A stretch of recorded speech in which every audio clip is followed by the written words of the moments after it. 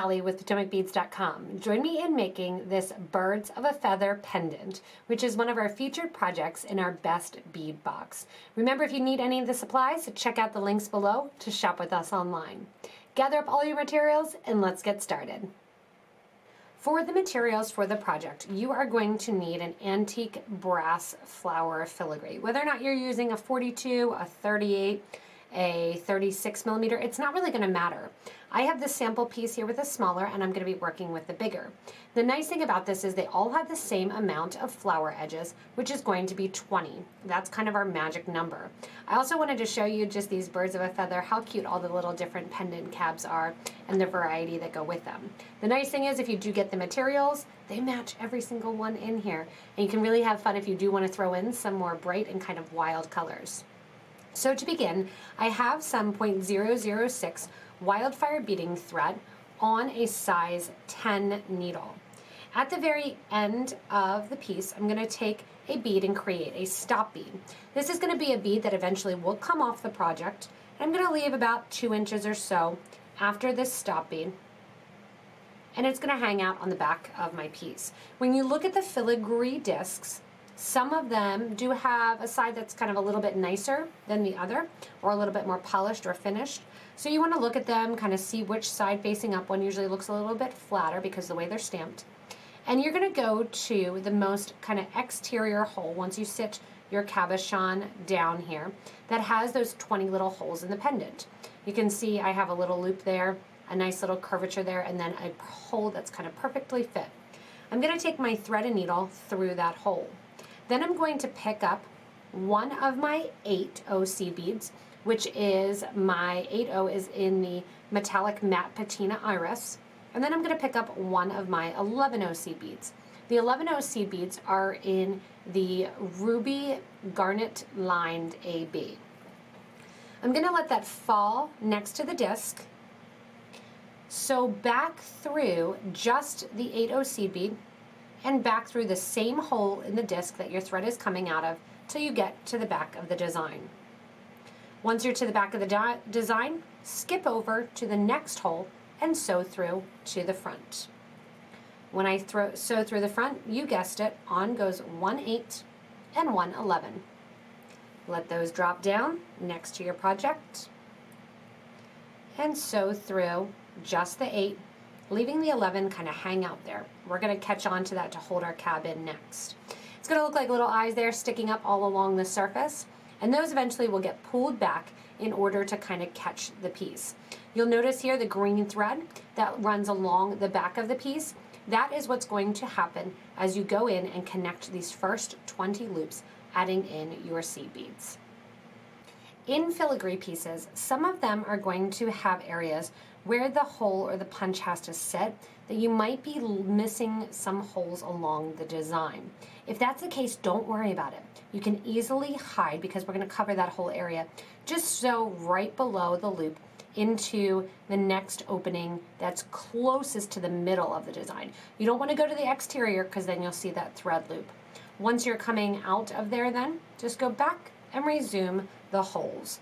So if you do have one that's just a little bit closed that you can't kind of punch out or you can't get through, never fear, just go right below that hole and add in your next of your rotation of your 10, or your size 8, and then your size 11 seed beads. Continuing on then, by the time we add the cabochon in, you won't even notice that that one sits a tiny bit down from the others. The cabochon will literally push it out towards the center of that loop like the rest of the design. Once you have all of your 8 O's in, and you can see I had a couple that I had to kind of scoop below, but by the time I add the cabin, you really don't see them at all. What I did was, after I finished my last bead, I came up through my 8O and also came up through my 11 OC bead. What I'm going to do now is add some decoration in the form of 3 of my 15 OC bead in this nice mustard color. I'm going to sew back through that same 11 OC bead, and then what I'm going to do to connect all of these and to pull it in towards the center is I'm going to string one of my 8 OC beads and then catch on to my next 11O. So we're using these to basically act as a bridge between them. Again, 3 of my 15-0 Miyuki seed beads go on. I'm sewing back through that same 11-0 that my thread is coming out of, making it in a circle in the round so that it forms this nice little picot trim that kind of looks like feathers. Add 1 of my 8-0s, sew through my next 11-0 that's sticking up from my initial set. So you can see how that's kind of pulling it in together. And what's going to happen then is as we go in and pull that together, we're going to pull in our 8-0s even more as we go in and add some 15s after this rotation. So you can see how that little picot trim will sit on the 11-0s and get pushed out even more so as we add in our 8-0s. Continue around, adding in 20 new 8-0s and then that picot trim of 3 that's going to sit to the exterior of every one of my 11-0s. I just finished my third, and I have 17 more to go, and I have 17 more now after I get this one in of my 8-0 seed beads to put connecting to those 11-0s. As I come back and finish up my loop here, and I just put the bird in to make me happy. He doesn't actually need to be in there yet. But as I add in my last 8-0, I'm going to go through the first 11-0 that I did that picot trim that my thread was coming out of, and then also through the first 8-0 seed bead that I added as I was going around. You can see I have the cabin here, and as I pull the design in towards the interior, it's going to form my bezel. So from here, I'm going to start a rotation of 1 11-0 and then sew through my 8-0. After my 1 11-0, I'm going to do after my 1 15-0, I'm going to do my 2 15-0s. Sew through the next 8-0. So remember, we added all these 8-0s, we're sewing through them all now, we're just pulling that bezel in.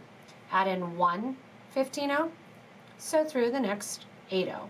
This also pushes that picot trim that we did towards the exterior.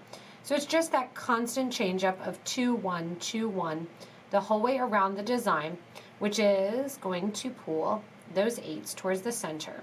As you're doing it, you'll notice that I pull the thread, which pulls those 8-0s in towards the center without compromising the thread that's through the needle and fraying it.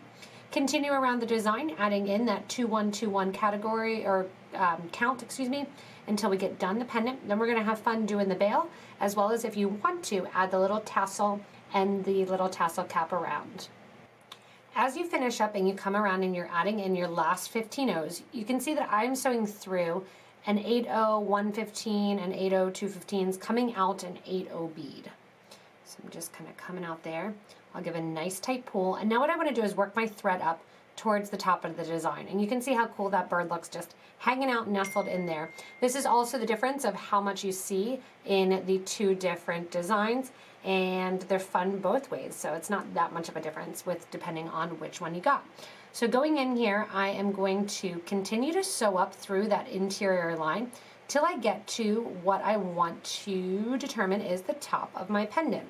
And I'm going to create my bail there, kind of taking my thread and needle and kind of squeezing back. So with the calves, it's kind of, iffy. I went back and forth, like, do I let him fly a little bit off? Do I make him straight for my example? Same with this one. Do I let him perch down a little bit? Do I let him perch up? I think I'm going to do my loop right here. So what I want to do is run my thread and needle back through my 15s, my 8, till I get to right about that top bead right there that I want to do my piece here. And what I'm going to do then is get my thread to the back of my design. So I'm going to take this thread here, kind of drop it back and hide it. Because the green color, it's nice, you can do this. I'm going to sew through the 8-0 that's already there and come out through that hole there. When I do that, I'm tucking the thread again to the back of the design. So as I pull, I want to make sure that I'm not catching on any beads and that it's towards the back of my picot trim. And then you can hide it and you won't see it at all. Nice, easy way to tuck it back there. My thread is now to the back of the design through that first hole, and I'm going to bring it up through the top hole of where I'm going to make my bail. We're going to build our bail right off the top here, coming out And to do so, I have my 8 O's. I'm going to add 1 and 2 8-0 seed beads. Then what I'm going to do is add 1, 2 of my 11-0 seed beads. I'm going to travel back down through the 8-0 seed beads. Let those 2 11-0 seed beads kind of fold next to one another. And I'm going to sew from the back to the front of the design. From here, I'm going to go back up through those 2 seed beads and back through one of my red beads. It doesn't really matter which side, right or left. That does not matter because we're going to be coming back down both. From here, go ahead and add in 2 more red down through the garnet on the other side then. Back up through the ones on the left-hand side, so the 2 on the left, because those last 2 that we added just kind of folded one on top of another. From here, 1, 2 more, down through that first bead on the right-hand side. So it's kind of a square stitch that we're doing right now. Back up through the last 2 beads on the left-hand side. And when I come out here now, I'm going to grab some of my 15 O's. 1, 2, 3, 4, 5, 6, 7, and 8. With those 8 15 O's, I'm going to take my thread and needle to the back of the design, towards the front here. So I'm coming through that loop in the hole. I'm going to go back again up through my 8 O's. And when I exit my 8 O seed beads here, to reinforce my bail, whatever thread your beads were coming up, so I originally was coming up that left-hand side, I'm going to go up the right-hand side. Go through all the beads on the right, all your 15 O's towards the back of the design that create the little bail there.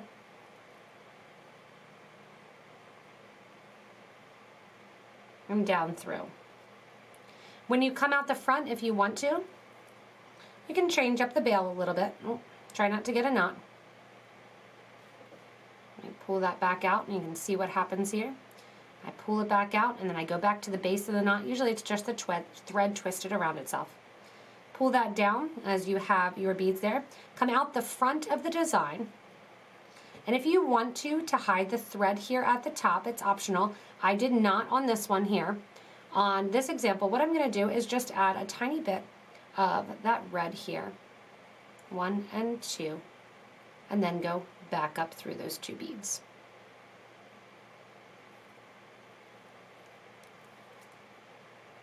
And there you have your bail.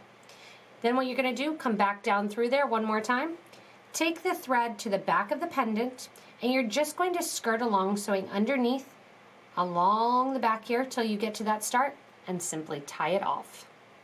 At this point then, after you tie off your thread along the side of the design, your pendant is finished. However, if you want to have fun, let's do a little wrap on a tassel. We're going to go through the pendant here, and we are going to add the tassel so the loop is hidden directly behind the bottom of the bail. So you're going to look and see where that is. The first thing we're going to do, if you want to, is decorate the actual banding on the tassel of this beautiful canary silk one. So gather up some more of your beads, and we are going to get ready with the remainder of our thread to do some herringbone stitch that we're going to add around it here. To start out, I have on my thread here, and again, this is just the remainder of my thread, so if you started out with 5 feet of thread, you're going to have this left. I have on the start of my herringbone, I want 2 of my 11 O's on and 2 of my 8 OC beads. I'm going to go back through the 11 O's, and that's going to force my 8 O's to kind of sit right there on beside one another. From here, I want you to sew back through the 8 O's. So that way you're in a circle here, doing ladder stitch. 2 more of your 8 O's go on. So back through the 8 OC beads where your thread is coming out of, circling the thread up. Down through the 8 O's. And then up through 2 more 11s. Go into the bottom or the top. And go in here to the exterior. When you go to the exterior, I want you to just sew through one of your 11-0 seed beads to start, add in one of your 15-0s, and sew back up through that second 11-0. From here, add one 8-0, or sorry, one 11-0, then one 8-0.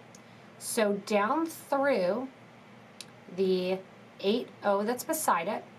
So this is herringbone stitch. Pull those together. In the middle here, we're going to add one of our gold beads. So back up through the bead that sits beside it. So we came up bead number 1, which is our first of our garnet, added 2 beads, came down bead number 2. To go from our first row of our herringbone to the second row of herringbone, we added 1 15, and then we sew up bead number 1 of this second row of herringbone. Add 1 8, 1 11, and sew down through bead number 2 of that second row of herringbone, which is the 11-0. So this is going to be 2 rows of herringbone stitch where we have a combination of 11 and 8s. Progressing up them, stick on one of your 15-0s, sew up from the second row there to the first red bead that you just added. Give a nice tight pull, and that yellow is just going to decorate on the exterior there. From here, coming out through that stitch there, add 1 11, 1 8, sew down through the 8. When you're coming out between your 2 rows of herringbone, and if you don't know herringbone, I've got lots of herringbone videos. Coming out between your 2 rows of herringbone, add one of your 15-0 seed beads, sew up through the 8-0. That is going to be on the next herringbone row. Add an 8, add an 11, sew down through the 11 on the exterior. Give a nice tight pull, add one of your 15-0 beads, so back up through the 11-0 bead. Coming out there, again, add one of your 11s, 1 8, sew down through the 8. What's going to start to occur is you're going to get a banding effect where it's going to seem like it's bigger in the center, because it is. You have bigger beads there. So that's one of the reasons for the 11. It's also a nice little pop of color. You add an 11, and then you join those 2 rows of herringbone together. Continue on with these rows of herringbone, and then eventually what we're going to do is we're going to sew one end into the other as it wraps around our band of our tassel. Once you have approximately 17 rows of your herringbone stitch, and you can see kind of how it's looking there, that it gets bigger in the center, it has that curvature to it, because you are having basically a braided herringbone stitch. And what we're going to do is we are going to wrap it around the wrapping of our silk tassel here. I'm going to wrap it around the base of that wrapping, and as I'm coming out like I'm getting ready to add my next bit of beads. And instead of adding beads, what I'm going to do is I'm going to sew into the red bead on the other side, just like I'd be adding my regular peyote stitch, or my regular herringbone stitch. I'm going to sew down through the teal bead, the turquoise bead there, and then I'm going to sew down through my 8-0. So basically I'm stitching them together. Instead of adding new beads, I'm going back to that first starter row of the square stitch and stitching them together. When I'm in the middle between the 2 rows, grab one of your 15-0 seed beads, sew from row number 1 to row number 2 of your herringbone stitch. Just like the other side, instead of going in and adding in a new set of beads, you're going to sew up through that first bead on the opposite side, down through the red bead,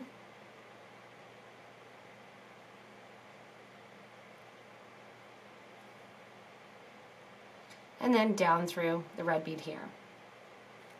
Now you'll notice just the tiniest bit of gap in the herringbone stitch and one lack of a 15-0 right there. So what we're going to do is we're going to sew up through the 8-0 that sits right beside it, and this is also the way you do a herringbone bangle too. So lots of things to learn in this one. Add one more 15-0. If you didn't have the 15-0s running through the center, one wouldn't be missing there. You're going to go down through the green one on the other side, tassel really wants to become part of it. You're going to go in and sew them, and you have your complete seamless herringbone row. Once you have that complete seamless herringbone row, I'm going to sew up into the design. So what I want to do is sew from this 8-0 to the 11-0 that's right beside it. And then I'm going to sew through the next 15-0, so following that thread line through the 15-0. What I'm going to do is just to hold this there a little bit tighter. You can use glue if you want. What I'm going to do is sew through and add in some 11-0s that are going to skirt the whole way around the design. Here at the start also you'll notice I'm missing an 11-0, so what I need to do is add some extra 11s or some extra, or I'm sorry, 15s or some extra 11s. I would rather have a little bit more red color since my tassel is the yellow. So what I'm going to do is I'm going to add one red bead, sew through my yellow bead. 1 11, sew through the 15. And I'm going to repeat this the whole way around the project. And this is really going to tighten up this cap. Or I guess it's more of a band than a cap. If you want to, you can also tighten up the bottom. That's up to you. Sewing back through, adding 1 11 between each one of my 15-0 seed beads. Once I get back to the start, if you do want to do the bottom, I'm going to keep mine open. You can sew back down through the bottom. What I'm going to do instead is, as I finish this up and add in here my last of my 11-0 seed beads, I'm sewing back through the 15-0 that my thread was coming out of, then also back through that first 8. And you'll see that thread kind of hanging out down there, that starter thread. What I'm going to do, give a nice tight pull here. That'll really tighten that up so it's not going anywhere. I'm going to sew down in the design, skirting between so you don't see a lot of extra thread. And as I sew down into the design then, I'm going to get back to that starter thread and simply tie the 2 thread ends together. Like I said, if you want to along the bottom, you can add in more 11s as well. In the bottom, what I would do, instead of adding 1 11 between each, I would add 1, then 2, then 1, then 2. But I really like how you just kind of keep it open there and it has 2 at the top. So I'm simply going to tie that off, and then we're going to go back and I'm going to show you how we connect the tassel to the bottom of our piece. So to attach the tassel, and just keep in mind you could wear the tassel also by itself. It's really fun with a cap. So there's lots of versatility in this pattern. You're going to draw a line basically from the bail to the bottom, and I have on a stop bead on the remainder of my thread. I'm going to take the thread and sew through the hole that is right near there on the bottom, or on the top there. So you can see it's just going to kind of hold it out there. From there, what I'm going to do at the front is add some seed beads. So I'm going to add 1, 2, 3, 4 of my 11-0 seed beads. Sew from the front of the design to the back of the design. That's going to pop up just a little bit of red right there. When I get to the back of the design, you make sure that you're sewing through your tassel, and I'm going to sew back through that same hole one more time. Pulling that tassel up as much as possible. From here, around the front again, I'm going to do 1, 2, 3, and 4 of my 11-0s. So from the front to the back along the tassel again. This time as I pull it through, I'm going to go just right again, right next to that. So you just kind of have a collection there of 2 little beads. To pull it further up in the design yet, what I'm going to do is loosen it a tiny bit, pull that tassel up, sneak underneath one of those bridge threads that's there, give a nice tight yank, and pull that tassel up towards the design. Sneak underneath the tassel loop right there, pull it up even further. From here, sneak underneath that thread again, and again pull the tassel, moving that stop bead kind of out of the way, up again, even one more time. So you see I'm trying to get the thread kind of separated out along the piece. I'm going to go to the next hole of the next little loop to pull the tassel up even more. Because I have seed beads there coming out the front, you can see I've gone right next to it. When I flip it over the front, you'll see that I'm coming out the hole kind of right beside that loop. What I want to do is pull the tassel just over a tiny bit, but I am going to decorate it 1, 2, 3, and 4 because I'm coming out right next to it. And I'm going to go back through that hole one more time to pull the tassel up. So basically you're going to have just a little collection of beads there that creates a triangle there at the bottom to tuck and to hide thread. As you pull it back to the back of the design then, you're going to take your thread through the tassel, up through the bridge thread on the opposite side, underneath. So you're just basically sewing onto it. Take off that little stop bead, which I used bright yellow so you couldn't miss it. And after I take that off, all I'm going to do is tie my 2 thread ends together. When I flip it over then, my tassel hangs directly from the bottom and my bail right across. So I have my bail, my bird, and my tassel hanging cute, which I love for the idea of a nice long design. This also is an awesome idea for a really, really cool light pool. So if you do have something at home that you want to decorate with and you think, oh my goodness, I have so much jewelry, check this out for a light pool because it would be pretty awesome to have this little bird as the pool. Another idea that you can do is decorate the back of the design. So if you happen to get the cabs on both, you can make it reversible, decorating the back, and then in that case, just hang the tassel a little bit further down. Thanks so much for joining me in making this Birds of a Feather design. Remember, you can make it with the tassel, without the tassel, with a bigger filigree, a smaller filigree, and really have fun if you're not into birds, changing it up to any tassel of your choosing. Remember, if you do need any supplies, check out the links below to shop with us online. If you haven't already, hit that corner button to subscribe to get regular updates from us here at PotomacBeads. And if you're interested in getting our subscription box, also check out those links listed below. Thanks everybody for watching and have fun with this Birds of a Feather pendant.